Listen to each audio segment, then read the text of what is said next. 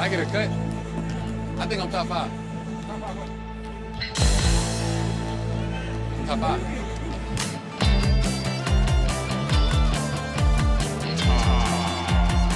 Top five side ones, track ones. Hey, and welcome to Top 5. I'm Kenton McDonald, I'm Ian Howe. and we're here with a very special guest, Jonny Cat, a.k.a. The Johnster in the flesh. I'm here today. What's up, man? Oh, no doom and gloom today. No, today's a good day. No We're doom super and gloom. stoked you were able to come out and do this with us. Well, I've been putting it off for a while, and the guilt started to overtake the need for comfort in my life. So, Well, I'm glad my guilt actually works on some people still, because You're pretty good at that. I used to be. I'm getting a little rough around the edges. you played it right because it didn't seem like you were trying to make me feel guilty, and that just made me feel worse. He's good at it. Well, that makes me feel like a bad person, and I don't want to do that. All right. You know therapy. exactly what you're doing when you do it. I knew it was wrong when I did it, but I did it anyways. Did it anyway. Thanks for making it, man. Gonna do it again. Yeah, so why don't you tell us what the criteria we're working with today is? I didn't make a list for this event because I don't know. I felt like if we're winging it, Sure. you know, Absolutely. I mean, I know what I'm going for after off the top, so we'll get the pure yeah, let's keep it pure this time around. spice. I don't know. You describe what we're doing. Okay, as far as I'm aware, we're going to be talking about our favorite top 5 Portland bands. Okay. Are we talking that All time. we've seen live All or time. recorded material? That's all up to you. I However mean, the you only wanna- criteria It's is your own- Portland. So, okay. And this did come from you, right? From a long list of Sure. ideas, but that was one of them. I didn't invest a lot of time into it. well, I know time is hard to come by, and, you know, Like I said, I didn't make a list. well, why don't we start you off then? We're going to start at the bottom of our list at the number 5 and work our way up to our number 1s. Okay. So if there's one that you know right off the top of your head, you can start us up. I'm going Poison Idea. You know, I feel like you have to include them. I just think that, you know, they are one of the greatest bands of all time from Portland. They're one of the greatest hardcore bands of all time in the world. They keep going, which is kind of crazy. I think if you lived here for a period of time, you probably saw them. Great band, great records, whole handful of great records. I'm just curious, why did you put them at number 5? I'm just curious what the next 4 are going to be if Poison Idea is that low on your list. I have the same question. I was tempted not to include them in my list, and I thought it would just be wrong not to, so I gave them the 5th slot. I was waffling, and I thought, give them the 5th slot. Cool. Sweet. Well, Ian, what do you got? My number 5 pick is The Exploding Hearts, Oh, nice. a band I unfortunately never got to see live, but their one record is, I think, one of the best records best records at all to ever come out of Portland. Yeah, and a handful of years later when The Shattered came out, the unreleased songs and... which I don't count as a record, but I mean, it's a record now when they pressed it. okay, it's not an album. Sure.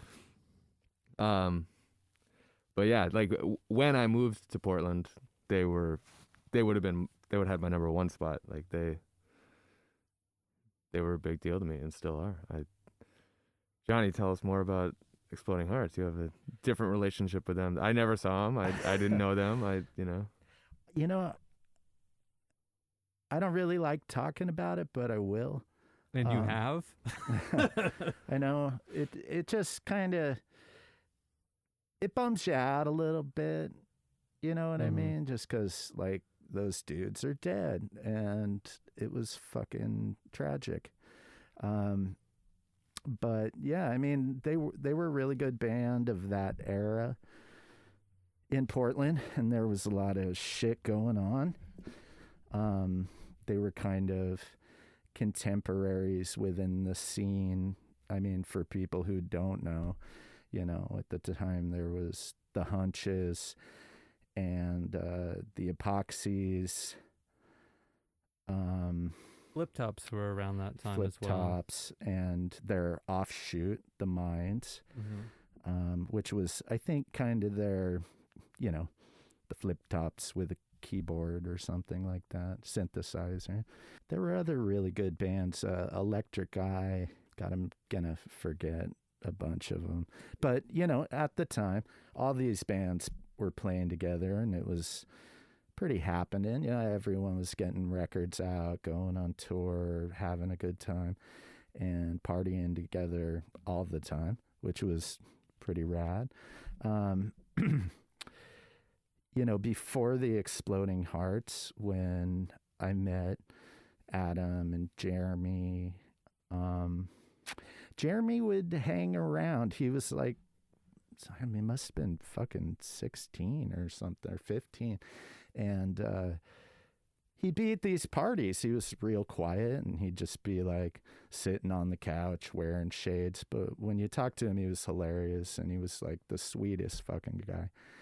And he was in the Spider Babies with Adam, and they were like hired guns. The Spider Babies has been around. The dude, Kevin, whose band it is, was much older than them, probably 15 years older than them. He'd been doing the band for 10 years already, established, whatever. But I think they were stoked. They got to play shows and hang out in bars, and I played with them and the Spits at a place called the Jolly Inn, just south of Hawthorne. It's called the Firkin Pub or something now. Super fucking insane show. Fuckloads of skaters showed up. The Spits were great, Always. They typically are. Yeah, it was awesome. Dude, they had these like ghoul masks that with mohawks that if you lean your head back, it would fucking fire this fake snot like slime, that glow in the dark Guar shit. It would fucking spray it all over the fucking place. It was hilarious. And so they'd been doing that, dressing up, and but there were great bands in Seattle at the time too, and we were all playing together. There were a bunch of great bands. It was really good time. Yeah, you're pretty fortunate to have known them because Ian didn't live here at the time. I grew up here, and I only heard of them through some of my friends that were kind of out of the punk circle that I went to high school with, but liked rock and roll and alternative stuff. But one of my good friends' sister lived with Matt, and he's the one who plugged it to all his friends. And then I heard it, and my musical knowledge when I was 15 or something, when I heard of them, or when their first record came out, or their record came out, I could only compare it to two bands that I loved at the time, which were the Buzzcocks and Generation X. That makes sense to me. I could see. I always felt like there was a little bit of Buzzcocks, the Jam, kind of that snotty, Heartbreakers. Yeah. Oh, for sure. I mean, and those dudes love the Spits. I think that whole crew of kids from Beaverton, who a lot of them ended up, starting bands, around the same time or shortly thereafter. I think they all really love that shit. And I think wherever they went to high school or whatever, a lot of them were listening to like Estrus record shit, like the No Talents. I know that those dudes all love the No Talents. Just some of those types of bands. And I don't know. They wanted to party. I did not put them on my top 5, but they were in my number 5 slot. But I felt like I couldn't put it on there because I didn't get to see them. They opened for the Buzzcocks, and that was the only opportunity I had to see them, and they died shortly after. Okay. I went to that show. Terry or Adam called me and said, dude, come down, like meet us when we unload. And I think they probably just want someone to unload their shit for them. You know what I mean? Yeah. But it was awesome because they had Bodies had given them this apartment backstage thing. Like you go into this secret stairwell and up to this apartment, and Terry was like into thrashing it. That was his thing. And the apartment had like snacks and like bottles of lube. And I remember Terry like, dude, thrash this place, like kick over the coffee table, spraying the walls with lube. And How old are they at this time?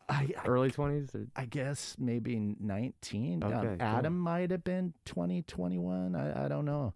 But dude, it was hilarious just because it was like, you really think you're wrecking this place, right? Give me a break. But they were stoked, and they were fucking having a great time opening for the Buzzcocks. Super fucking excited. It was neat to be there for that, and they were getting a ton of press and shit. I don't know. It was, I think, a pretty exciting time for them. You know, they were obsessed with the Donnas, and they were like, our dream is to tour with the Donnas, you know, and it was probably going to happen because, you know, they were definitely going to be Lookout Records' last gasp, I think. Not that that would have really done anything big for them, but they were excited about it. I think they grew up listening to a lot of that pop punk stuff. Well, I also think it's kind of extra a shame because bands like that, of that style, they typically don't have a lot of longevity. If you think of all those bands from that era that were playing a similar style of music, they didn't do more than a couple albums, and I don't know if just the tragedy of them dying on the upswing of things gave them more momentum. For sure. I think it was one of those perfect storm scenarios where they were like the hot band of the moment. I have such a hard time picturing them topping Guitar Romantic, you know, like, not that it would be impossible, not that they weren't capable, but having a better second record, and also not that that's what it takes to get popular or to gain momentum. You know, they could have had a long, cool career, and that still could have been their best record. But that is just such a masterpiece. That's the classic curse of putting out a killer first record and then trying to come up with a sophomore debut that's not going to get a bunch of flack from everyone who is going to be like, well, I liked them when they were this, you know. Yeah. It would have been a different second album because they worked so fucking hard on that first album. And it shocked everyone that had fucking been seeing them play, you know, at the Punk's house or whatever. They played Punk's house? Yeah. Okay. Yeah. Yeah. Damn. Because they didn't sound like that. They did not sound like that record. I mean, right. Those were the songs. Yeah. But I mean, Adam and Pat Kearns, I think Adam just harassed Pat like crazy, and Pat was into it because, you know, he loves making records, and he's got this guy that's super excited and, you know, fucking experimenting with his gear, and fucking they spent a lot of time fucking around to get that record to sound good. Nailed it. They did a good job. I personally think it sounds a little dated, just the digital, you know, technology of that area. Like fake garagey kind of thing? Or? You know, it was all done in Pro Tools. I'm almost positive that it was mostly done in Pro Tools. Although Pat was smart. Pat's a great engineer. He had, you know, a lot of gear packed into his little basement in Hillsdale. Mm-hmm. Studio 13. Or Studio... Oh, God. It's been a lot of years. Was it 13? I think so. Or... It's the first thing that came to my head, but I could be wrong. It's probably on the album. The first time meeting those dudes, I fucking thought Adam was such a fucking idiot. I just was like, what's this asshole's problem? He's going to get his ass kicked tonight. But, you know, I don't go around beating people up, especially not. He was tiny and he was, you know, just had a big mouth and I didn't like him. We became pretty good friends eventually, but man, he was cocky, arrogant, snotty little motherfucker. Just made you want to fucking break his teeth out. You were like, the fuck? Who the fuck is this guy? Get the fuck out of here, man. You know? And also, for anyone who's listening, there has been an Exploding Hearts documentary in the works where you can hear more of the Johnster speak about the Exploding Hearts. Yeah. I was, you know, I was pretty drunk. I was really, really, really wasted and high on blow. And we did the interview at my house. It's visible. Did you see it? I just saw the trailer. I don't know what I said. I know I had my fucking guard up though, because the voice in my head was like, "Be careful, motherfucker. You're on thin ice here. You know, there's fucking video cameras and shit." You had some killer lines in there, so I'm sure they're gonna edit it. I was trying to get some killer lines, you know, because you watch documentary. You know how Henry Rollins is in every fucking documentary, and he always says something like, you know, really pointed and really, you know, matter of fact, telling people what they should think. But he always makes the cut. It's like brilliant. Because he's Henry Rollins. Well, we're gonna move this along here because I'm gonna get into my number 5 of my top 5 list, and this is a band that you're all familiar with, and around the same time period. But I'm putting the Clorox Girls as my number 5. Hell yeah! Cool. They were such a hugely influential band for me when I was a teenager because they were so fun. And they'd always play with weirdo bands. They'd play with like crust bands at that time.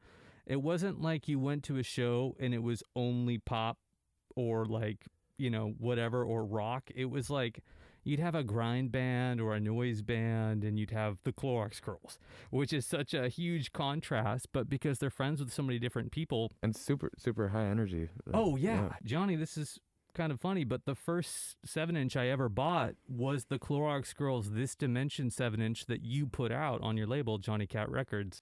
And yeah, I think that was one of the first handful of 7-inches I bought at shows when I was a teenager. But Rad. yeah, they were super cool. J-Mao is a hilarious character. Hopefully we'll get him on here because he is just I have a question. Uh-huh. So you consider the Clorox Girls technically a Portland band because their earliest release, like the majority of their early releases. I think I call them a Portland band because I think predominantly that's where they resided until Justin decided and Daniel decided to keep going. He's living in Mexico, and they're a Mexican band. Oh shoot, do I have to take him off my top 5? What do you guys think? He's having a great time. His found a place to rent down there. It's super cheap.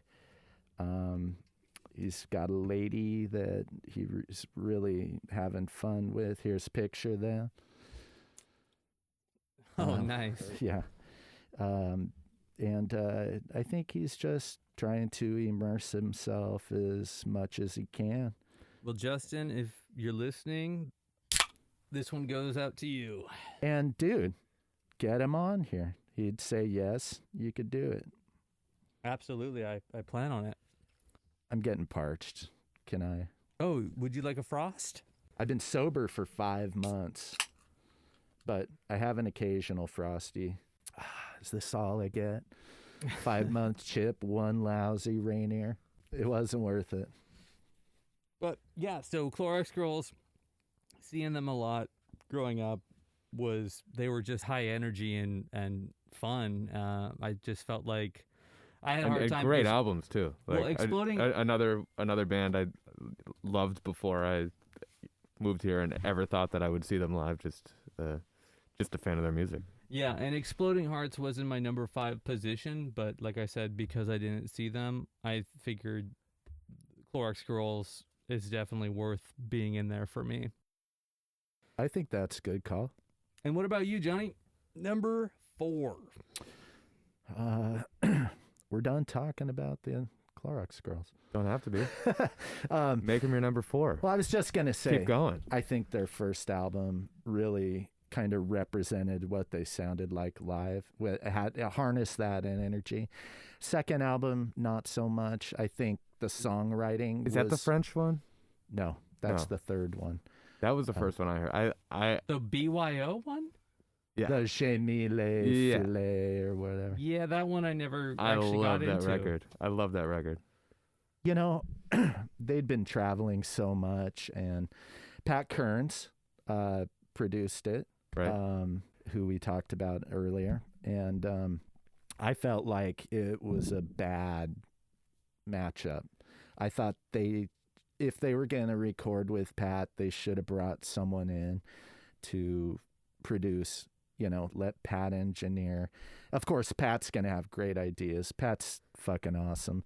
But, it should have been a little bit tougher. I probably had a totally different take on it because it was the first Clorox Girls that I heard. That to me that was the band, and then going back to hear their first record, it was like, whoa, these guys used to be, even cooler, Yeah. But like, I love that record. We were going to record that first album in my basement because I was going to put it out. But then this dude in San Francisco, I guess, really loved that band. They were from the Bay Area. They started it in the Bay Area. And the dude fucking said he'd give him $5,000 to record with. And Justin called me and said, dude, this guy's going to give us $5,000 to record, but we want to do it on your label. And I said, dude, take the fucking cash, go record at a real studio. I feel like we will make a good record together, but if you can record in a fucking legitimate studio, fuck, do that and try to cheat a little money out of the deal for yourselves so that you can fucking tour, buy a van or whatever, or gear or whatever, money goes fast. Don't get new gear. The second album won't sound as good. All right, well, Johnny, what do you got on number 4? Oh God, I have to decide. I'm going to go Miracle Workers. Just a legendary Portland band. I know that they moved to LA at some point. They put out a great album on Vox. I've never listened to them. I've never heard of them. I feel ashamed because I went through a laundry list of bands to get to this point, but that wasn't one that was even on my radar. What's their deal? Should we play a song? What do they sound like? They're like a punk band, kind of 60s influenced, sort of a garage punk band or a garage rock band from, I don't know when they started, sometime in the 80s. 80s, okay. I don't know when they broke up or anything. I got to hang out with a couple of those dudes. One of them lives in Switzerland, and he's in a band called The Jackets with this gal Jackie is the front person. She's amazing. Chris, he's the drummer. They're just a great band. They're now, like a current band. Fucking amazing band live. Cool. Like Buck, she's so great. But anyway, Chris is in The Jackets. He was in Miracle Workers. The Miracle Workers. And so his buddies came out who live here, who were also in the Miracle Workers. And it was neat hanging out with them because they had pretty funny stories about, I guess they all worked at Mosquito Head, which is like a really legendary t-shirt company. They had a shtick of like, they would go out into the parking lot and take a bucket of bleach and water and a paint, roller, and bleach the shirts and let them sit in the sun. But these shirts, man, the hipsters love it now. They're like $500. Frankenstein, Marilyn Monroe. It was the most generic shit in the world. Yeah, I think at the time, it was just like, head shops sold those shirts to like, hippies and shit. But I don't know. I never bought one. I can remember seeing those shirts for sale and just thinking like, oh, it's too much. But they are coveted now. Those shirts are fucking valuable. It's crazy. $500 t-shirts. Yeah, stupid. So But you never saw like a Miracle Workers show? I saw them. Yeah. Oh, I you saw did see them. Yeah, Okay. they were great. Actually, they just did a reunion. They did at the Kenton Club.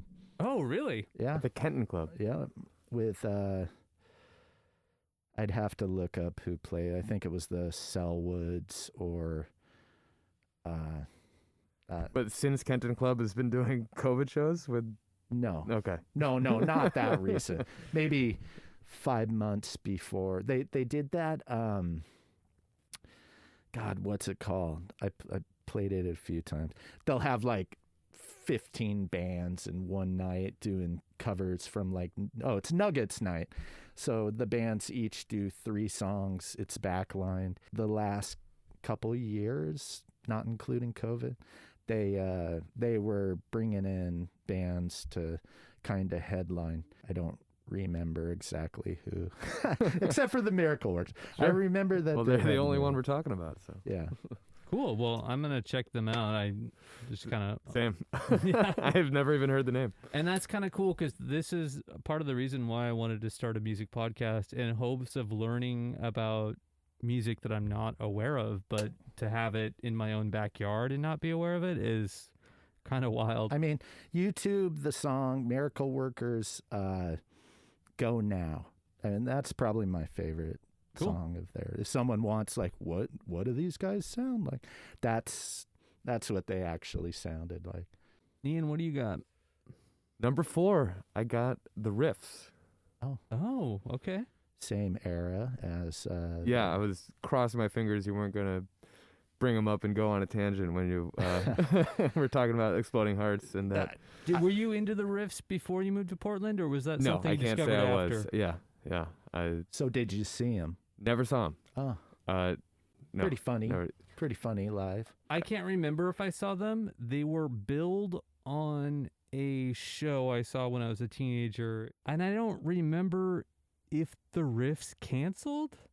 I think have no idea because I was also a teenager and I was blacked out drunk. And You'd remember. Well, I remember being in the Solid State, the original one off of Burnside where the Sizzle Pie is now. It was a long hallway venue, and unless you were right up front, and, if you were any shorter than me, I'm 6'4", you can't see a goddamn thing. So I remember being in there at some point, but I can't remember if I saw them or if they played now. I saw him and played with him dozens of times.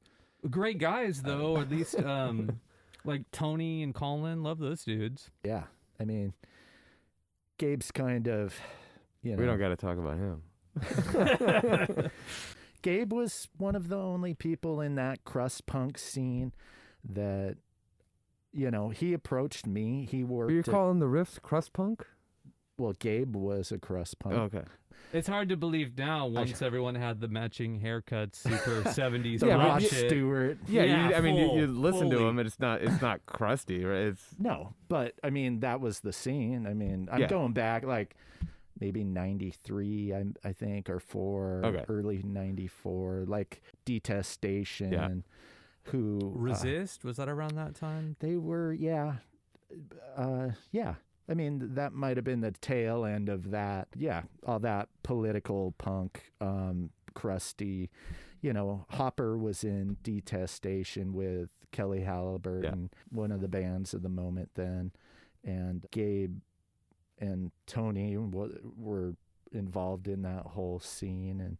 But Gabe would just, he worked, a bunch of those dudes worked at the Goodwill bins. And I didn't know that.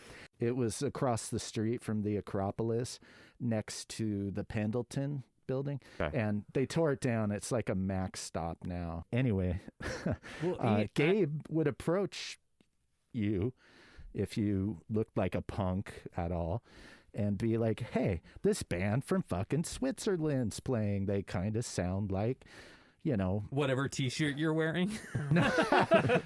it wasn't a sales pitch, but you know, he'd say like they sound like Cron or something, and he'd give you a flyer and be like, you should totally come. And you know, Gabe's kind of a mutant, and you know, it made me respect him for not. A lot of these dudes had shitty attitude, and it was real exclusive. The punk scene was pretty divided, and people thought they were too cool. It was Especially coming out of the 90s. Like, it was you kind of had to look the part. those dudes were into their fashion, which they would continue To me, that's part of the appeal. How fucking cool they look on their records and shit, you know? Like, Yeah, but Ian, I want to hear a little bit more since the riffs are your top 5. Just tell me how you got into it. maybe Andy Place? I don't know. It wasn't like Melody played it at like- a party? Because, I mean, I know we used to party at Melody's old house, and she was probably one of the biggest riff fans of Nick someone my Vicario age. loves the riffs. Uh-huh. Like, I can't remember who showed them to me, but I just know what I like about them. It's like that like style of 77 punk is so rarely done in what I consider like punk way. or the way like- that it comes off as authentic. Yeah, and they're like the perfect amount of incompetent and musical. You know, like they're not especially sharp, but like they got killer guitar leads and, you know, great hooks, but like, you know, he's not quite singing it right, and it's like works for me. And the only reason they're above the Exploding Hearts is because they have 3 records that I like instead of 1. Yes, quantity. Yeah. But I was kind of around the tail end of them playing, and I know those guys, but I think I've only heard one of their records. I don't think I've listened to all 3. I don't think I ever made it through a whole record. I find it a little bit droning and sort of cookie cutter, just kind of missing the mark. I think it's so damn charming. I love it. I also thought that they were so much better live. I really wish I got to see them. It was funny. It was entertaining. They would I- totally always wear their leather jackets the whole time. You're going, God, dude, you must be dying, you know? Jumping off the monitors and just, you know, going for it. street punk shit. Yeah. It was entertaining. They were entertainers, man. That's really cool. Before they were anything else. Well, I'm gonna get into my my number 4. I'm gonna put the Red Dawns on my number 4, which is kind of a hard pick for me because Doug's band prior to that, The Observers, was like maybe the first band in Portland that I actually made an effort to go see regularly. And I just really respected his songwriting. It was a little bit different than a lot of the stuff that was happening at the same time. That's another band from that same era as Clorox Girls and Exploding Hearts. Exactly. But you know, Doug stopped playing music for a while, and I used to harass him over the internet asking what he was going to do next, and he took a few years and didn't do anything, and then he came out with Red Dawns, and I think they had their first record come out in 2007, which I believe you play on, that first 7-inch, yeah? I recorded it. You recorded it? Okay. I probably play something. Yeah, I think there's a picture of you putting the mask on in it. Oh, that, right. The original mask wearer? Yeah, you're I think that they list me as Minister of Defense or something, because I was always defending Doug. Uh-huh. You know, I think that was his nod or thank you to me for, you know, being loyal as a friend. I just, you know, I love Doug. Doug, you should get Doug on here. I plan on it. I'd love to have him. He's a great guy, and yeah, I really respect what he's done over the years, and especially because the Red Dawns too, in comparison to the Observers almost seem a little more juvenile, as there is a progression there. And I really liked the first album. I know he doesn't, but I'm definitely a much bigger fan of their second album, Fake Meets Failure. And at that point, Richie was playing drums. That's Pat Kearns also. Yeah, that's a very good Third record. Pat Kearns band on But so I was fortunate enough to do most of a European tour with them on that Fake Meets Failure record. So still to this day, I think, as far as Portland bands are concerned, I've probably seen the Red Dawns maybe the most or one of the most bands I've seen, and I really appreciate and like them live. There were a lot of kind of moments, I think, throughout that era that you're talking about, Fake Meets Failure and the Clorox Girls, and they would tour together or hook up on tour for 5 or 6 shows, or, you know, like you said, Justin would play a guitar, so in the Red Dawn, so Clorox Girls would be on tour with them, you know. Because Daniel has been in playing bass in Red Dawns, and he was playing in Clorox Girls at the same time. Girls. Yep, that's right. So, yeah, but to me, I think I really, really enjoy them. And yeah, anyway, so the Red Dawns, that's my number 4. All right, Johnny, so what do you got for number 3? I debated with myself about 5 minutes ago when we took a break whether or not to include some pretty obvious bands from the 60s. And like Fred Cole? Well, Lollipop Shop was definitely one of them, but or the Weeds, or whatever you prefer to call that band. Great band, you know. I mean, I'm not going to get into it. Okay, my other guess is the Kingsmen. You'd probably want to... Yeah, I mean, how obvious is that? Paul Revere and the Raiders. How about, you know, super obvious. Probably the most famous Portland band of all time. I actually had no idea they were from Portland. Yeah, I thought If they were not like Everclear. Boise. Yeah. I don't know. We could, I guess maybe not. But I believe they're from here. So Pacific Northwest for sure. Yeah. Well, the Pacific Northwest, I mean, I don't want to debate this with anyone because it's not worth debating, but, you know, the Pacific Northwest, I think, had the best rock and roll of that era of, you know, 64, 65, 66 or whatever. Well, so I'm just curious, what did you end up with all that to considerate? What did you end up coming into? Well, I decided not to. Oh, not to. Yeah. So I decided to just go to stay in my wheelhouse. And I'm going Sato Nation because I felt like I should pick one of those, you know, kind of first wave of punk bands from Portland. And there's a few that I think are worthy. Like Stiff Noids is yeah, another right. great Stiff one. Noids are great. But that Sato Nation record, you know, they did some reunion stuff in the 90s, and I saw them once with Poison Idea, actually the first time I saw Poison Idea in the early maybe 01, 2000s. I think that was, yeah. You know, I think those guys deserve it, not just because they were so great, which I think they were, but I mean, you know, I think that, you know, Sten stayed so active, doing things musically in Portland for so long. You know, I just think that they have to be mentioned, you know. Mm-hmm. Super amazing band. Of course, people know them mostly from Killed by Death or whatever, you know, from that 7-inch. And the album, of course, is really collectible. I think it's been bootlegged a few times. Amazing record, totally holds up, sounds fucking kick-ass. Like, if a band started today that sounded that good, I don't know if everyone would love them, but I would. You know, so I'm that's my choice. I don't know if there's really that much more to say about it. No, that's really cool, actually, because I think that you saying that makes me want to revisit, because it's been a number of years since I've even listened to some of that first wave stuff. That was, what was the comp? 1029? 1029, 79. Yeah, so like bands like Smegma and Stiff Noids and all that stuff. It's kind of something that I've...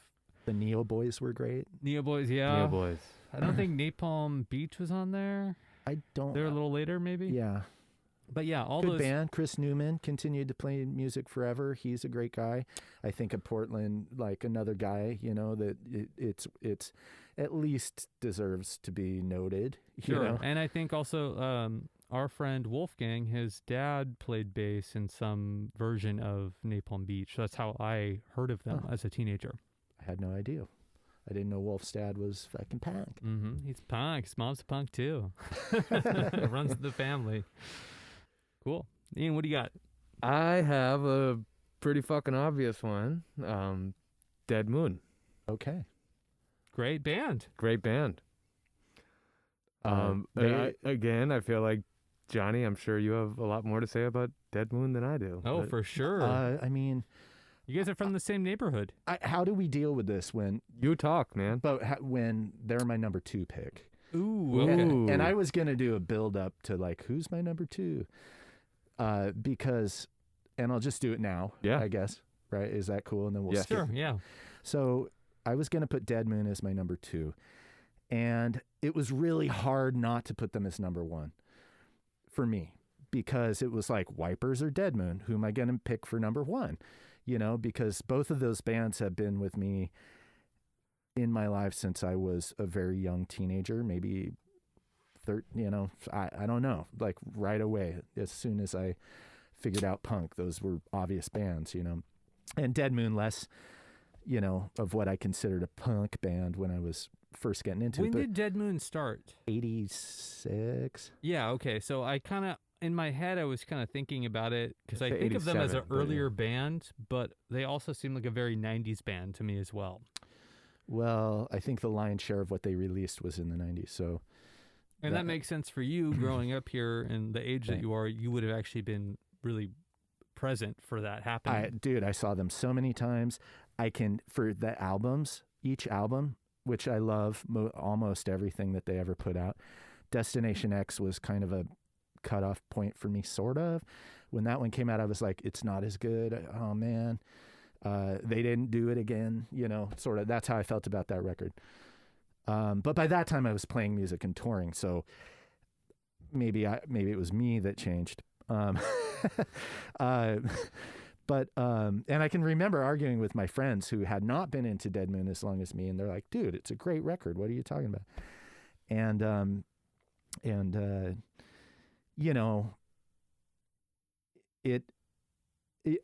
I remember the relationships that I had, the important relationships I had with people in my life, the women that I was with, or the people that were like my fucking partners in crime, fucking shit up, being totally ridiculous. Each one is like a chapter. It's that important to me. So it was really hard not to put them as number 1. And I think that Dead Moon is one of those bands that when they fall down and hit their head, and they wake up and they're like, I get it. I understand Dead Moon now, or something. Whatever happens to them, they get hit by lightning or hit by a car. When they realize how great the band is, some of those songs become really, really personal. And if you were lucky enough to see them many, many, many times, it was a special thing. It was a spiritual, I hate saying that. And I felt that way about other bands. I felt that way about Motorhead. Like, you see Motorhead and Lemmy has this commanding presence on stage, very powerful. And the dude's looking upwards at the microphone and playing bass. I mean, he's really busy. And Dead Moon had that, but as a band and as an experience. And it was always a much more intimate relationship with Dead Moon, because they were playing at the same clubs that I played at, or that all of us would have played at, small clubs, like 200 people or less, like Satyricon, or they'd play at Ash Street, or they'd play anywhere, it seemed like, Yeah, I saw him I never saw Dead Moon, and I feel like Dead Moon is with Andrew Loomis, and yes, that is what I missed out on. That is my 100%. biggest regret, not my biggest regret, but one of the bands that I feel like I really came close to being able to catch, but never saw.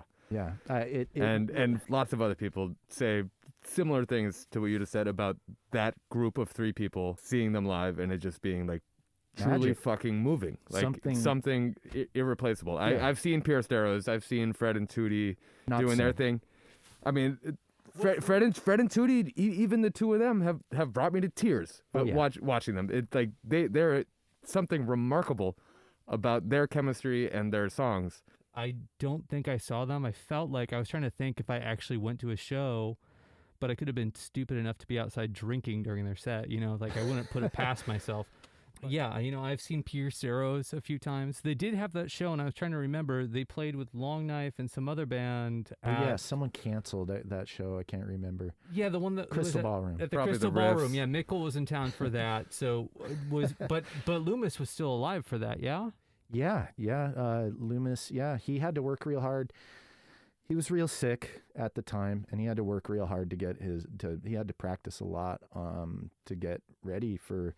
They had, decided to do a string of shows, and that was a tough time for him, just being so sick, and then he died, shortly after that show. But he played, and he was great. They were Dead Moon that night, I think. I still have his snare drum because he practiced on my drum set for months. Fucker, the bastard used my snare and changed the drum head without asking me. But what's cool? Isn't that a favor? What's cool is that he wrote "Property of Andrew Loomis" on it. So I still have it. So he left me a little gift, I guess, Yeah, that's nice. That's neat. It's something that I look at. I'm like, should I play this once a year or something? Or should I just like play it and then throw it away? Or do I keep it? Kind of a thing. He was an awesome guy. He had the ability to kind of make you feel like, you guys were having a secret conversation. You've told me a lot of funny stories about Loomis over the last better part of a decade. Yeah, he's a hilarious guy, and like Fred and Toodles had him on a allowance, so I think he'd run out of money and want to go out drinking, and so it'd be like, I think he would straight up find someone who had friends who were bartenders, so that you could do a little bar hopping, get some free drinks, and the guy loved to have a good time. And I think anyone that accidentally sat next to him probably had an interesting experience because he had a real sour way about him. I think with strangers, I know when I first met him, he seemed like a kind of a rotten, sour bastard.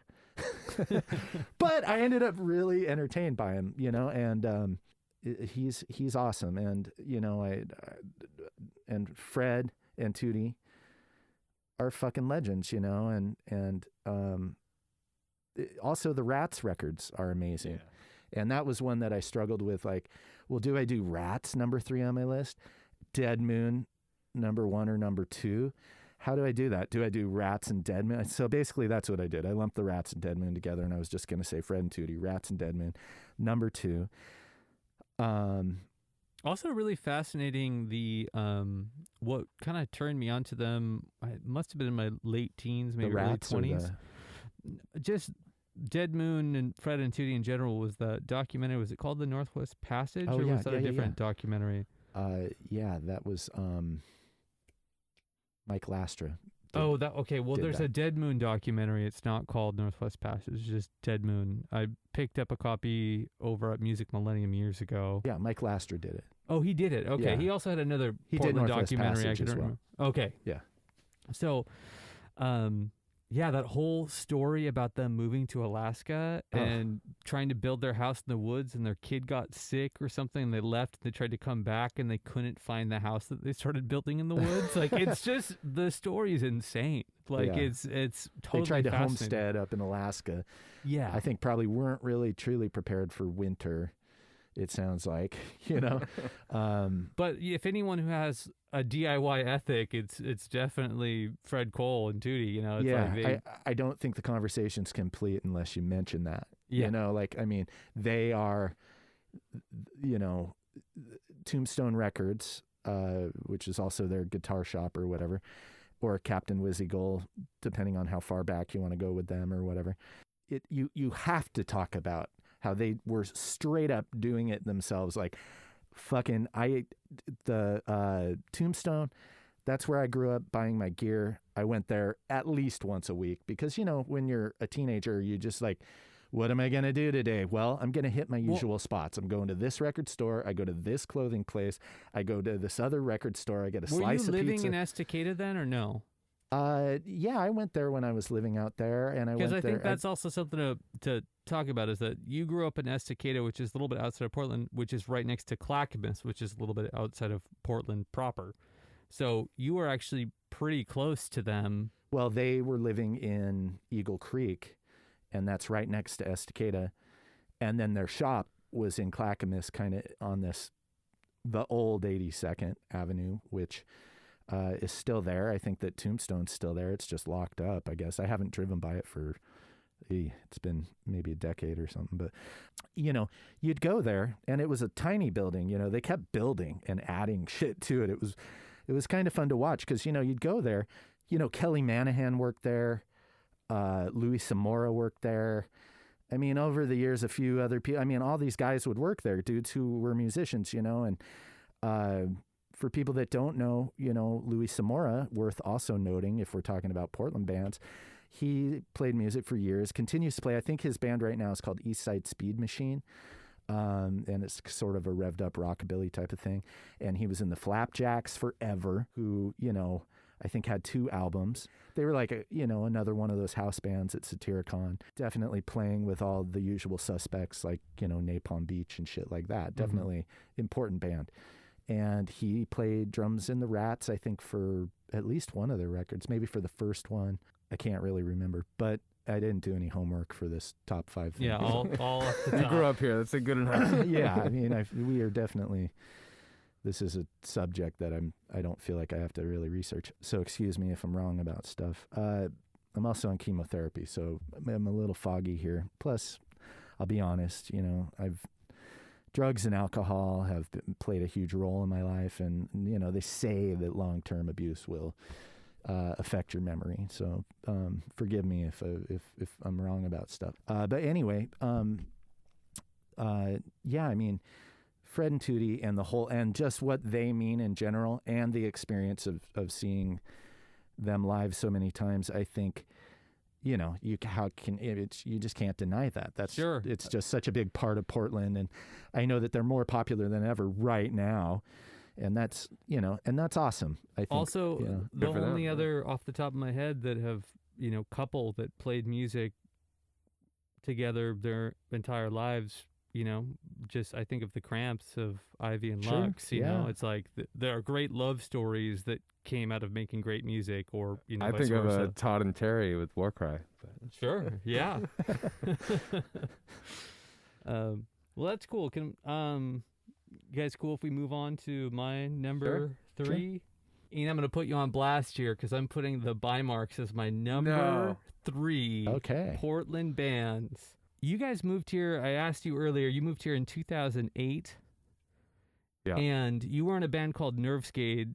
And this was at a time when a lot of the bands in town, like that my friends were in, that were playing like, 80s hardcore revival, were kind of dying out. There was kind of a new genre that people were fucking with. And then a whole group of people from the East Coast moved into a house that started having shows all the time called the Wedgwood Manor.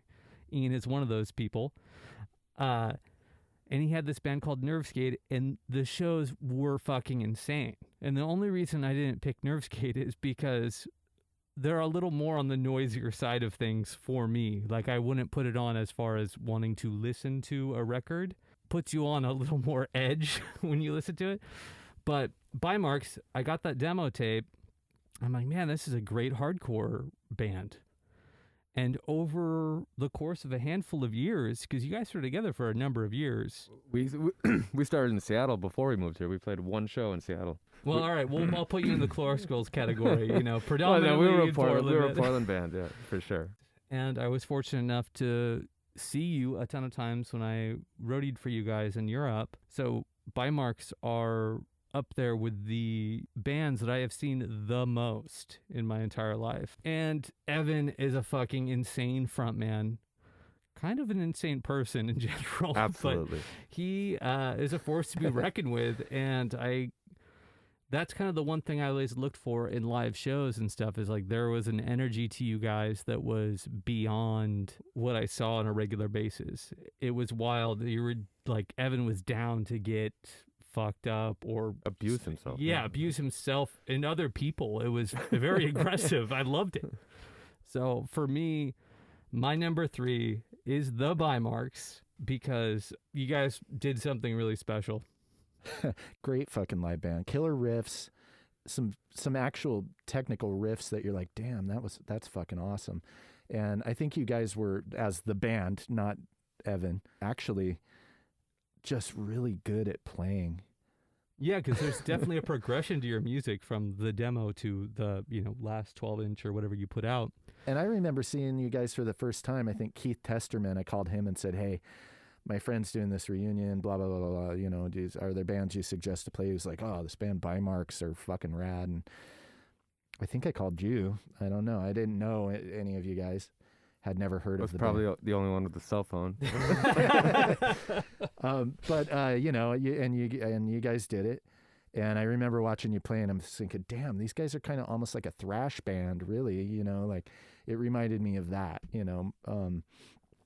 with kind of that intensity of like Void or something, and kind of noisy, but you guys had hit a groove. It was kind of groovy, and some of the riffs were fucking just killer. Yeah, because you guys kind of got into this more stonery Sabbath kind of vibe to it, and that was a huge part of the evolution of the band.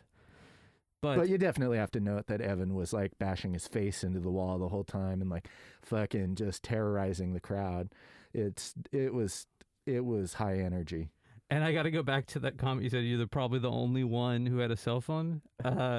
Made me laugh so hard because I remember meeting Eric Hines, who played guitar at a party at Melody's house, and I was trying to make a hangout, so I was like, oh, cool, here, call Ian. He's my secretary.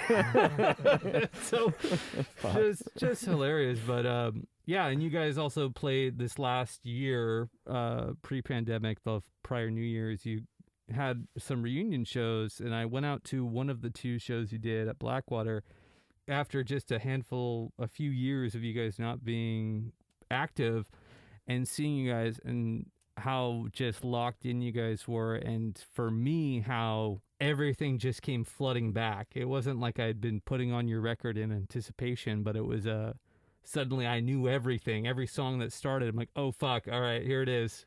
This is the one. So anyways, sorry to put you on blast. No. I mean, I had nothing to say about it, but I'll take it. And you guys had a pretty good run. You toured, and people loved your band. Sure. I feel like we never felt like that. You were talking about us doing a slightly different thing than everything that was going on at the time, especially like at the Wedgwood Manor, all those kind of shows. And Evan came up with this idea, Operation D-Bait. He's like, okay, so we'll go in, start a D-Beat, get everyone coming in, all the fucking, all the punks will fucking come in, they'll hear D-Beat and just swarm to it, and then we'll gate them off, and then we'll play our set. And that's the only way we'll get people to watch us. Yeah, because at that time, that's where our mindset was at. Like, right. nobody likes that's us. Like it's brilliant, and the fact that you guys could laugh and say, oh, fuck yeah, let's do it, is awesome. That's great. Because there was some, exciting. Well, sweet, man. Well, that's my number 3, and I'm glad we got to talk to a Bymark. Fresh from the source. Yeah. And so, Johnny, why don't you tell us your number 3? Oh, we're up to 2. That's right. Yeah. So, well, we already kind of talked about it. Dead Moon. Of course, yes. Which Ian picked, but also I was going to kind of mention the Rats in the same breath with that one, just because it's Fred and Tootie, which I don't think is fair. They're very different bands, but it's not top 6. It's top 5. So, and sorry, Rats, but I think Sado Nation deserved to be part of the conversation. And but I'm gonna piggyback them into it. Okay, that's cool. And then just worth saying, that band. If you found out about Dead Moon recently and you like it, you may or may not like the Rats. I can't imagine that a person why wouldn't you wouldn't like the Rats. Yeah, but you may not like them as much, but why would you not like them? Yeah, you should probably like them if you are into music. And that's a good sentence. They were a great band, and 3 really, really solid albums, all available. I think still available in print from Mississippi Records, directly next door. Yes, which is spitting distance. And it's they charming as fuck. Some of the lyrics, especially that, "Hey, Tootie, why does it always take you so long?" It's kind of like, a really honest like look at Fred and Tootie's relationship, and it's a very sweet sentiment. You know, he ends the song by saying that he would never leave her behind, you know, no matter how long it takes her to get ready. But a lot of great songs. You know, it's hard to, there's not even a place that I can start because they had 3 albums that are great. Great band. Well, I think that's yeah. So that's a secret number 6 there for Jonny. I snuck one in. So let's get to Ian. What's your number 2? I have another obvious one, and Jonny, based on what you said earlier, I think I sniped your number 1 pick, but it's the Wipers. Oh yeah, the Wipers. Yes, that is my number 1 pick. That is very good. So They were a very good band. yeah, well, why don't you talk about them? Because You want me to do this? yeah, I think you got more to say than I do. Yeah, how'd you get into the Wipers? Being from Vermont and shit. Another band that I don't think I heard until I moved here. It's very, very early on, within the first 24 to 48 hours. Yeah, I could see that. But It's like, wait, you just moved here? This is what you need to know. So you've never heard the Wipers? What's your Wipers album? Like, what's your favorite one? oh, probably Over the Edge. Oh, yes, I'm an Over the Edge band myself. The first one is valuable. It means a lot, but it has tracks I could do without, whereas Over the Edge I think is stronger start to finish. Can I ask you, what do you think of The Lonely One? Would that be on your top 5 of that album? Because that is definitely that song. the song off of Over the Edge. That's got to be one of my all-time faves. Yeah, I have trouble with on the spot top 5s, but I'll give it to you. Okay. The only reason they're above Dead Moon is I thought I would rather listen to 2 Wipers albums back to back than 2 Dead Moon records back to back. I think they have a little more variety in their sound. I would certainly rather see Dead Moon in their prime than see the Wipers in their prime. That I can't imagine their live show being as moving, but their records are phenomenal, and the amount of great songs is substantial. Truly. Yeah. Truly great band. We are talking about what are, I think, without, question. I don't think a lot of people would argue that Dead Moon and the Wipers are probably considered by most people the 2 greatest Portland, bands of all time. I mean, especially if we're talking about, the punk scene or whatever. Just people, really. Both those bands, I think, can appeal to anyone. Like, that they're just good. Yeah, I mean, also, And like, great. I think a lot of the reason why people got hip to them, too, is that was one of Kurt Cobain's things, that he was, like, Wipers were one of his huge influences. That is where I first heard the name. Yeah. Now that you mention it, but Did they I cover never. one? Oh yeah, well there was that box set of 7 inches that was like, 8 songs for Greg Sage, tribute box set, and it had like Poison Idea, and it had Nirvana and Hole and M99, and I chose them as my number 1 because they're just undeniably that good. You just have to put them up there. If you're not going to put them 1, I mean, they're your number 2. God, so solid. I think all of it's solid. I like Greg Sage's solo record, man. And Living He's on the Run, amazing, yeah. obviously being the classic song on there, but Yeah, you turned me on to that song. It's very, very good. all of that, I don't know. What can you say about Greg Sage? Weird fucking dude. The Wipers have a little more to them than I think people think. I mean, aside from Is This Real and Youth of America and Over the Edge, and then they had a few more, one of which is Land of the Lost, which I think came out, right? Isn't that the one that came out in the 90s? Late 80s? Yeah, and The Circle. Yeah. So they kind of have a little more range too, but they're pretty prolific for being so early, and it's the worth noting that genre.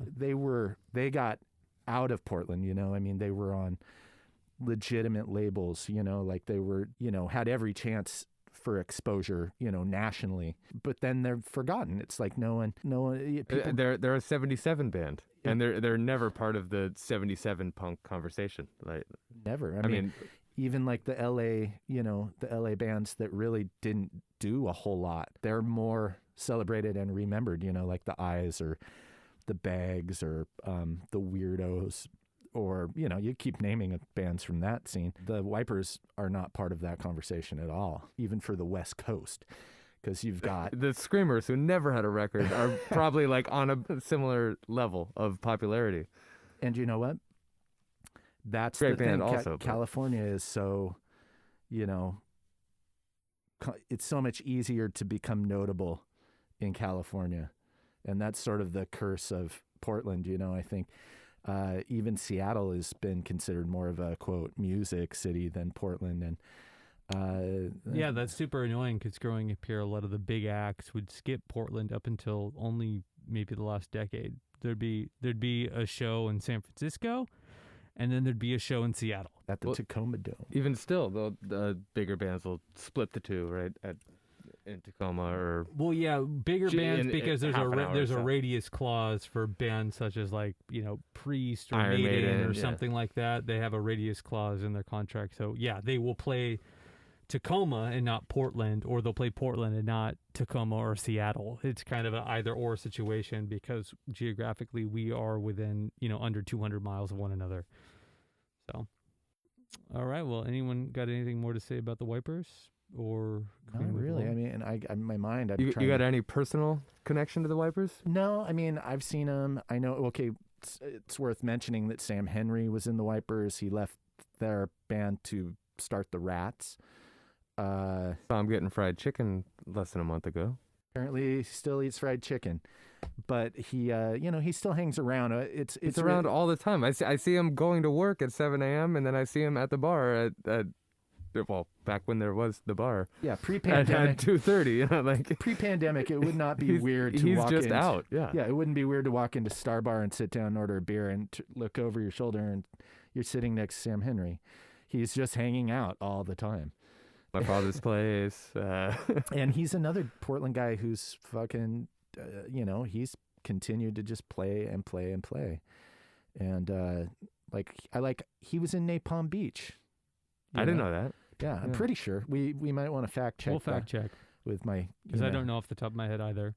They call it chemo brain, and it makes it very hard to pull information out of the little files, especially after a Rainier. After drinking one, drinking one Rainier after 5 months of not having a Rainier, I can tell you, I don't like it anymore. I'm over it. I will always finish a beer, no matter whether I like it or not. But that's just the way I am. That's what I love about you, Johnny. That's really flattering. Yeah. Wipers, great band. There's not enough you could say about it. I agree, and I'm also so happy that both of you had that on there because obviously I went a different route, but I'm so with you on obviously Dead Moon and the Wipers for me. If I was going not on my own little thing of what I grew up seeing, and a more kind of modern take on the top 5 from Portland. You have to. They're obvious. They were going to be all in my honorable mention, but you've kind of done it for me because Poison Idea, amazing. Yeah. Dead Moon, Rats, Lollipop Shop, Weeds, the riffs. The riffs. You guys got it all for me. So Portland's always had a solid punk scene, and it's fucking rad. It's rad to be able to play music. It's rad to be able to, meet people that also want to play, music and to go out and play shows together and party and have fun. I mean, that was my life. That's it. Yeah. I mean, so I'm lucky, man. It was rad. It's been good. And hopefully there'll be more good to come, post pandemic. So we'll see. I don't know if this could be a huge, like, right now during the pandemic, a lot of people are just staying home. So I mean, there could be like just a lot of work being put into the world, or new bands or things happening coming out of it, because anyone who has any creativity in them could potentially be working on masterpieces right now. So I'm curious to see what happens when shit starts popping again. You might be let down, man. I think Yeah, I think for, I got zero expectations. I think for creative types, isolation can be really difficult, and I feel like, I know for me personally, and I'm dealing with some pretty brutalizing shit with cancer and stuff for the last 4 years, but I'm not saying I'm totally different than everyone else, but I can say that for me, it's really hard to feel excited about playing music without being able to get together with your friends and practice and play Same. music and have fun and drink beers all night and just bullshit and make each other laugh. Even if it's just you and one other person feeding, I mean, that's just the way I work. Yeah. I need at least a person to feed off of, and not that, Well, dude, I'm not creative. I'm nothing, but And even like, even just getting together before practice, having a couple beers, talking about stuff, stupid shit, fucking going out afterwards, getting excited about playing shows, whatever it is, or whatever you're doing next. being social. Yeah, it's an important part of music and making things happen. Well, thank you, Johnny. I think you're wrong. Ken thinks there's a masterpiece on the horizon. There's going to be something Right. that's going to blow my mind. Buckle if not, up. I'm going to blow my mind. It'll only take one, so for you to be right. So Buckle up, sure, take motherfucker, it. because there's some new shit coming like you've never good. heard. All right. Well, I'm going to get into my number 2, a little band. You're sort of affiliated with this band, Johnny, yourself as well, but Lords of Light. Whoa. Yeah. The Lords of Light are my number 2 favorite Portland band. Were they not an Austin band though? No, that's where That's where, the singer's name. No, August. Oh, August fuck. is Sorry. from down there, Sorry, but no, August. they were a Portland band. I mean, I played with them when they were in Yeah, Portland. and August had stuff, a band prior to that called Society of Friends Right. that was out of Austin. But he was, as far as I know, Lords of Light, their first record came out, their first LP came out anyhow in 2001. And it was more on the grind side of things. And it's a 3-piece. The guitar player plays a baritone guitar. And the drummer, I believe, was from Germany, a very tall guy. And Jordy. in August is a total specimen of a Wait. person. Maybe Jordy wasn't their drummer because I don't know. I can't remember the drummer's name off the top of my head. he was but- not from Germany, but I thought he was the drummer. But I love that occasionally I'd go see Lords of Light, and they play really fast. And they also play really slow because as the band progressed, they kind of got a little more psychedelic and experimental. In the beginning, it was almost exclusively thrash or grind even. And the guitar player and the drummer used to shake hands in between songs. After every song, they'd go up and shake each other's hands. That was the first thing I heard about them before I saw it. I was like, there's this band. They're fucking amazing. They are... They shake hands in between songs. Like, Which is so I gotta cool. check them out. But yeah, August is a That's real hilarious. wild-looking dude to begin with. He's got this long black curly hair, and he could jump so high. So much energy. And yeah, and he makes his vocals are so unique. Wild. Yeah, and wild. It's just he has a range to it because his singy, more beautiful stuff on the more experimental psychedelic side of the band was really good. They have a split. So Johnny put out his other band around the same time, Electric Eye. He also sang for that. And Great band. yeah, incredible. And Mostly because of August. it's also really good rock and roll. Just Yeah, it's a rockin' record. If you have a chance, Johnny, are you sitting on any copies? Can people pick a copy up from you? I have one copy I got from Rob, Porno Rob. Uh-huh. I don't know where those records ended up, but maybe they all sold. I don't know. I got fucked by my distributor at the time. So I don't know if they ended up in a dumpster down in fucking Or Orange dropped off County. at the Goodwill distro. So check your Goodwill. They might be there. No, and it's worth saying. I would like to Hit up sneak. Gabe at the bins. I would like to sneak this in. Road to Ruin distro. No one talks about this, probably because it was so far in the past. But this distro, it started out great for labels like mine, Dirt Nap, Mortville, Super Secret Record. I mean, there were a lot of them. TKO was sort of the bigger label that was. We all got on board, because this guy, Pat.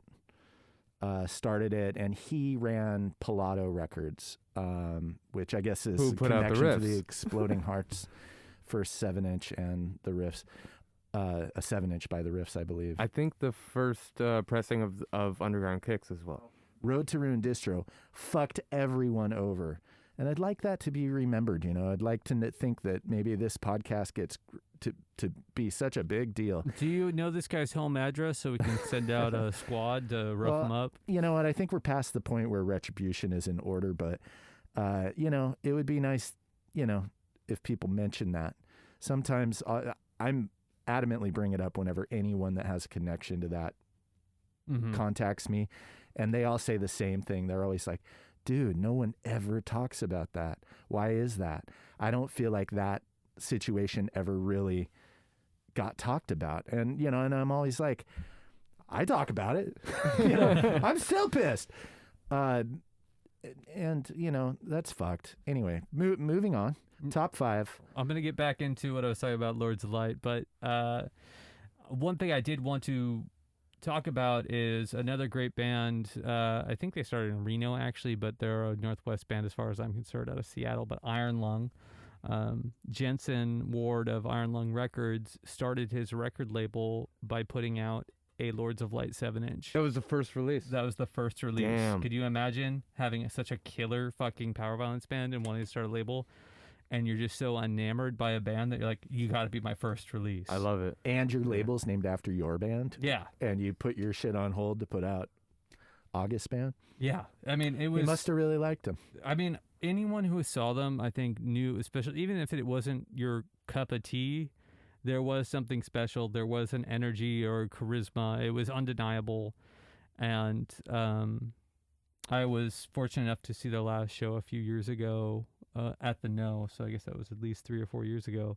Good spot. But I saw them a lot growing up, and I didn't fully appreciate them at the time, in the early time, but I grew to love them. And especially there's a split LP, a Lords of Light Electric Eye split LP with both of August's bands, with a really wild, bright cover drawing of Sharpie and whatever. And sometimes I can't tell the difference between the sides of the record, but it is awesome. I think it's safe to say that anything August does is going to stand out a little bit from whatever cookie cutter bands are in the current genre or whatever, because he's uncompromising and he's a creative person, and I think that no one is gonna convince August to go any direction that he doesn't want to go. He's a fucking animal, and I'd be terrified to try. I have so much respect for him, and we're still friends. He comes over when I have barbecues and stuff, and he's a fucking kick-ass front man. I mean, if you've ever seen one of his bands, I think that you would agree. Yeah. I don't think it's up for debate. You'd remember it, yeah. And I'd like to talk about, I'm actually not embarrassed, but I think it's a funny story, but because I used to live with you, Jonny, and I'm still in the garage a lot working on projects. But I was at the time, August came over for a barbecue or some sort of thing. Him and Kate, I believe, both came over, and he came out in the garage, and I look over, and I had a bin of tape because I have a tape player in the garage, and there's a bin of tapes. And there's one that I made, I don't even know when, but it's a hand-drawn logo of the Lords of Light thing, and it's a compilation tape or discography tape, really, where I recorded everything onto one tape, except for I couldn't fit it all in, so it's titled 45 and a half songs by Lords of Light. And August happened to be there. I'm like, oh, dude, check out this old gem of mine. He shook his head at me. The disapproving gaze. He's incredibly modest, but he's a genius. Love the man. He's fearless. And since you've already done your number one, Jonny, I guess that takes Ian. Takes us straight to another band we have talked a whole lot about already. Oh, I imagine it's P.I. That's right. All right. That's a nice one. Very nice. Poison Idea, number one Portland band. I couldn't have it any other way. I mean, it's fucking Poison Idea. and I mean, I they are. fucking love hardcore. What's and your album by Poison Idea? I mean, if I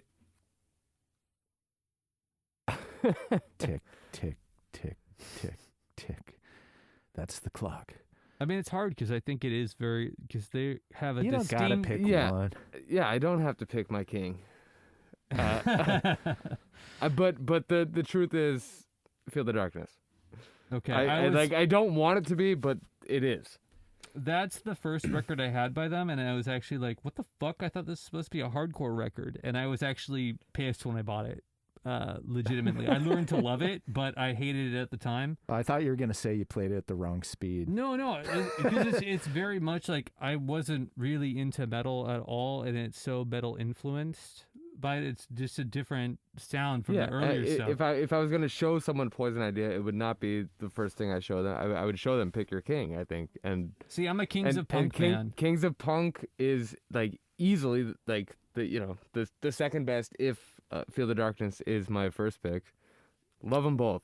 Yeah, Made to Be Broken is one of my all-time favorite songs. I'm already kicking myself for saying Feel the Darkness over Kings of Punk. It's like I don't know.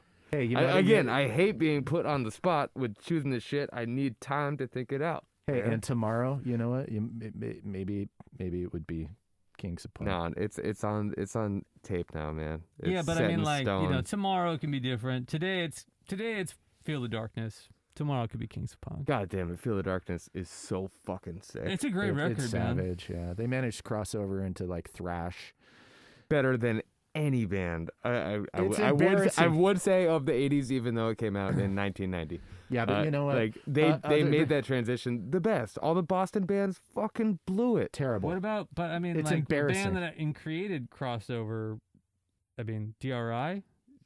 Sure, whatever. Feel the Darkness better than anything I've ever heard by DRI. I don't know, man. I do. I mean, I agree. I agree with you, but I was just saying, I don't know. Some of that crossover is corny. It's terrible. They never should have done it because it was such a departure from. Feel the Darkness is not corny. It's not a departure from how savage they were already. No. I mean, it just, No, dude, and I'm gonna tell you about how much I love the most played out song off that album. taken by surprise. Just to Get Away. Oh yeah. All right.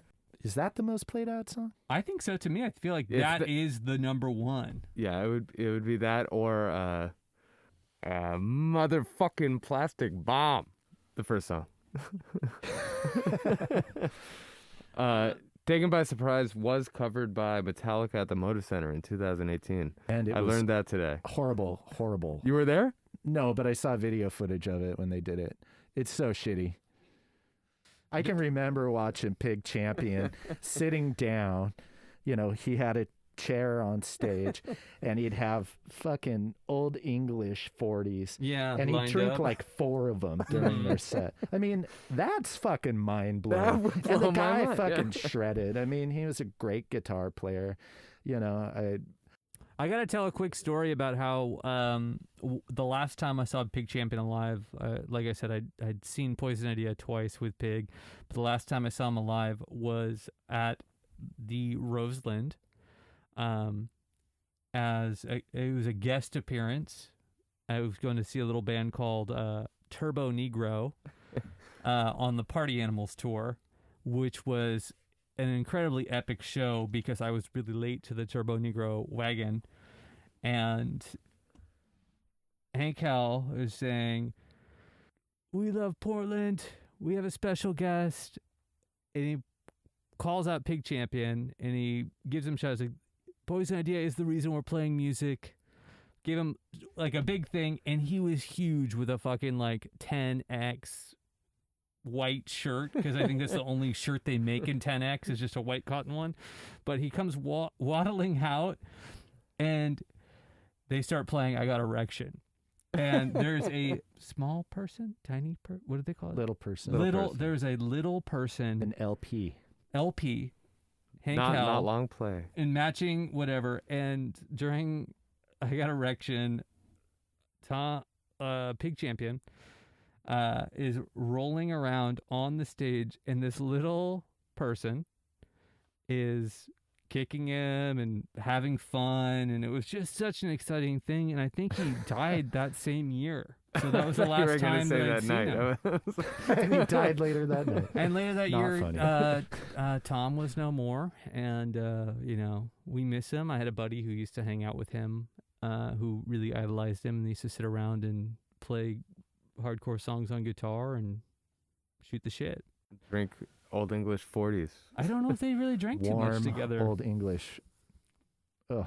I think he used to put cinnamon and lemon in it and get it heated up over the stove. He called it a hot toddy, but I don't think anyone told him Hot Tommy. that's not how you make. Yeah, Hot Tommy. Hot Tom P. Hot Tom P. Tom Pig. R.I.P. R.I.P. Savage motherfucking guitar player. That's a R.I. Pig champion. And he didn't even play the RIPIG. leads on Feel the Darkness, right? He was just he was a rhythm guitar player. That's my understanding. Really?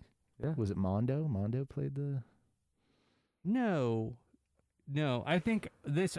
We I'm may not have to trying to- edit this out, but I'm pretty sure he played the leads on. I'm not trying to blow any minds without any information, but I mean, he definitely was the one that played him live.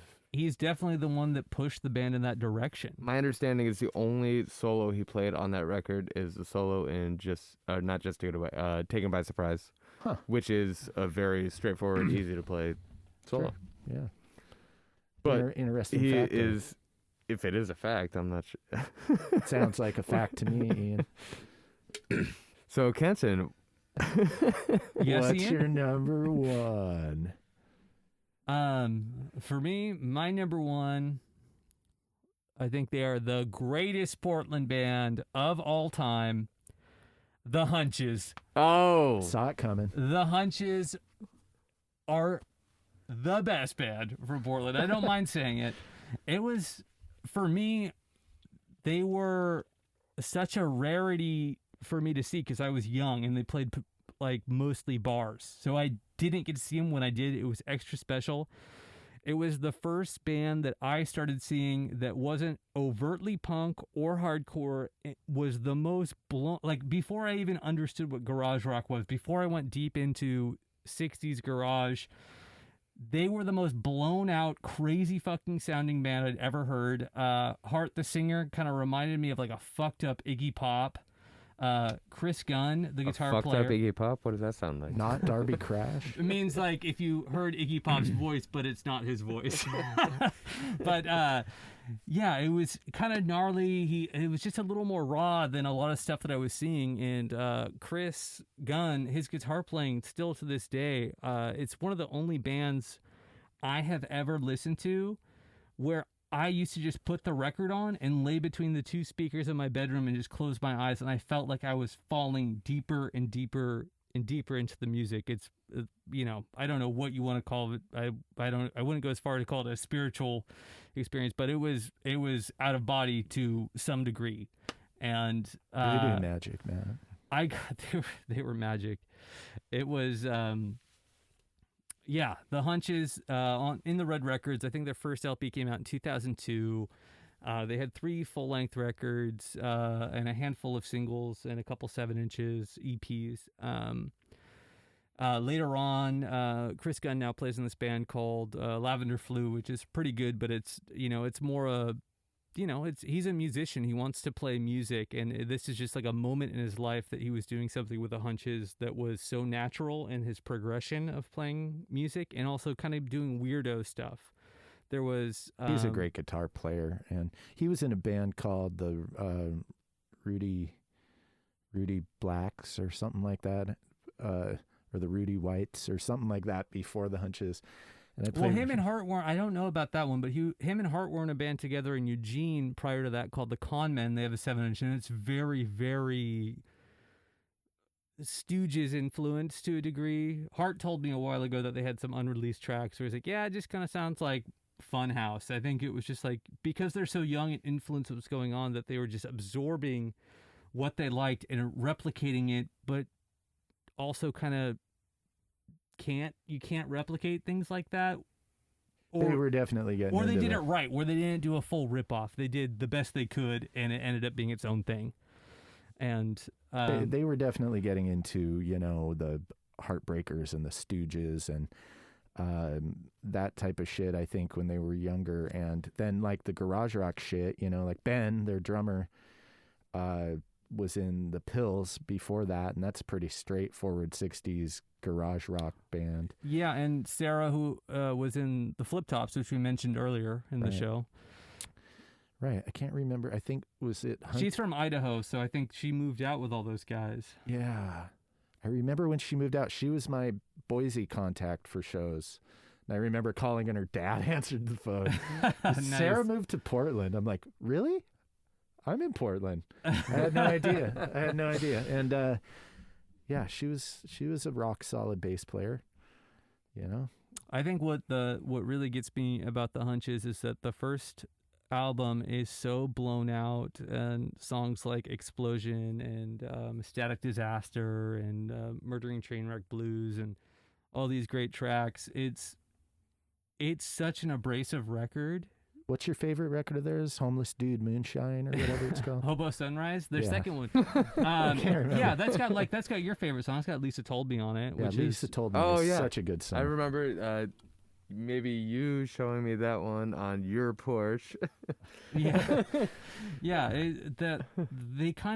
They progressed in a way where they still stayed very, very raw and but also kind of the music itself changed and kind of also got to this more beautiful and kind of abstract way, which started happening at Hobo Sunrise. And then their last album they did, Exit Dreams, was one of my favorite. And there's this one song where they have, like, in the background, they just have, like, they recorded just a tea kettle on boil, and you just hear the slow buildup in the song, and at the same time it's, you know, this recording of a tea kettle. It's just like, it's kind of arty and people hate on it for that reason some of the time, but for me, I think they are still sonically the most interesting band from Portland to listen to. There's so much there if you have the time to listen to it.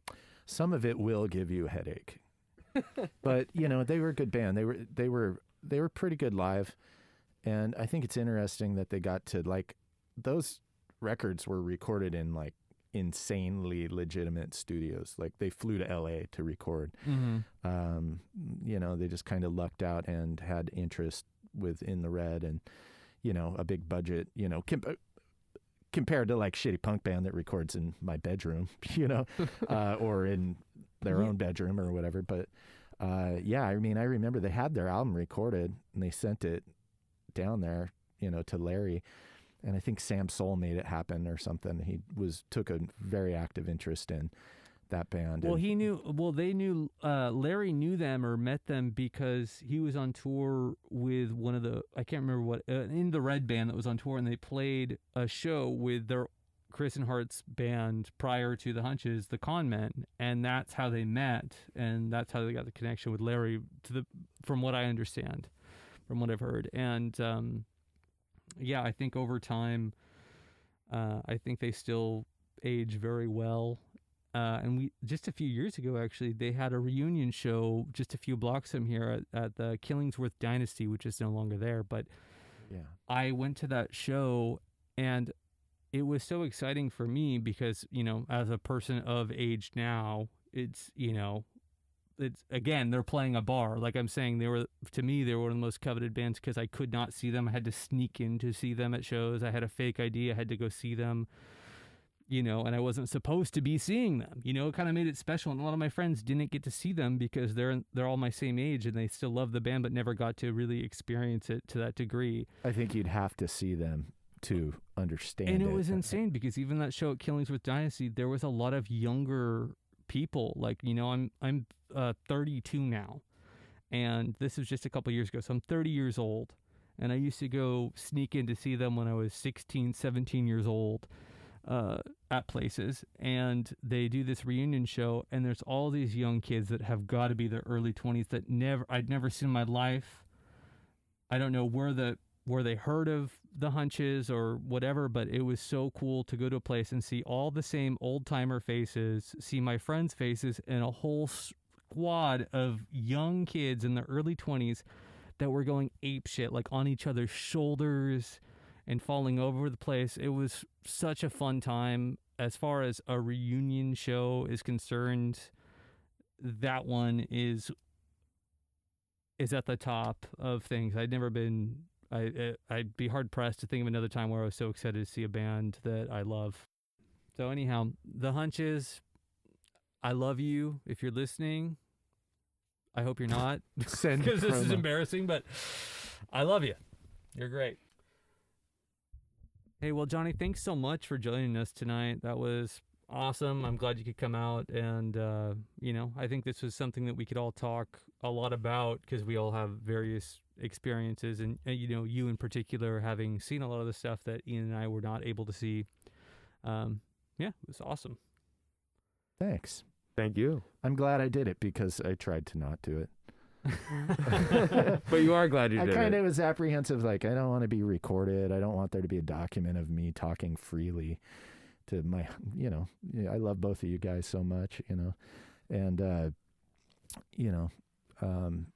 but I also fucking think it's rad that you're doing this top 5 thing. I'd rather be behind the scenes on it, but I'm glad I came. It was good. It's a highlight of my week.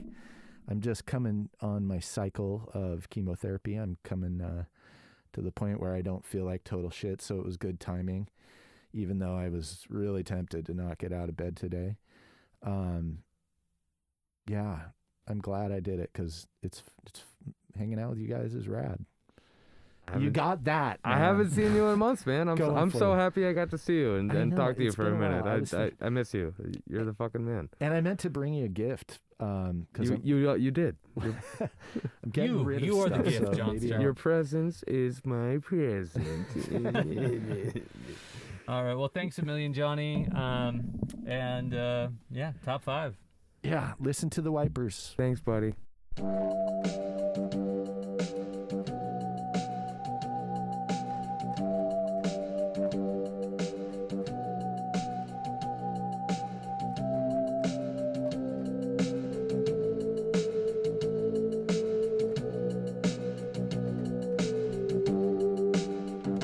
Could you send me a message via telepathic? Send it now, don't make it tragic. But if I can't get through, what am I gonna do?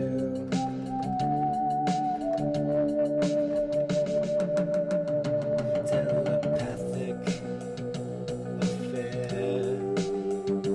Telepathic affair.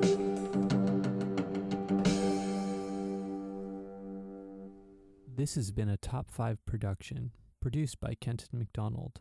Our theme song was by Ian Howe.